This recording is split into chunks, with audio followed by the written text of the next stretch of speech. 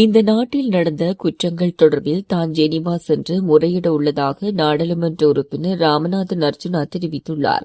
நாடாளுமன்றத்தின் இன்றைய அமர்வில் கலந்து கொண்டு உரையாற்றும் போதே அவர் இவ்வாறு குறிப்பிட்டுள்ளார். அவர் மேலும் கூறுகையில், தமிழீழ விடுதலை புலிகளின் தலைவர் ஒரு பயங்கரவாதி என யாராவது கையை உயர்த்தி கூறுங்கள். யாரும் கையை உயர்த்தவில்லை. அதேபோல மக்கள் விடுதலை முன்னணியின் ஸ்தாபகர் ரோகண விஜயவீர ஒரு பயங்கரவாதி இல்லை என நானும் கூறுவேன். ஆளும் கட்சியில் யாரையும் வடக்கு மக்களுக்கு தெரியாது.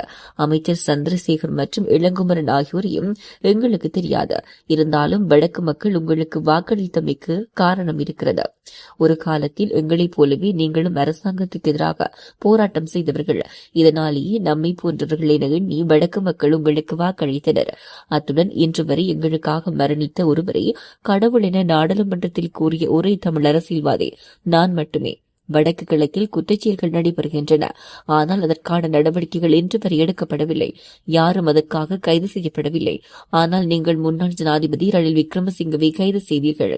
ஆனால் நான் என்றாவது ஒரு நாள் சிங்கள மக்கள் வாழும் ஒரு தொகுதியில் நின்று தேர்தலில் போட்டியிடுவேன். அப்போது உங்கள் கட்சியில் எத்தனை குழந்தைகள் மீதம் இருக்கின்றது என்பதை பார்ப்போம் என தெரிவித்துள்ளார்.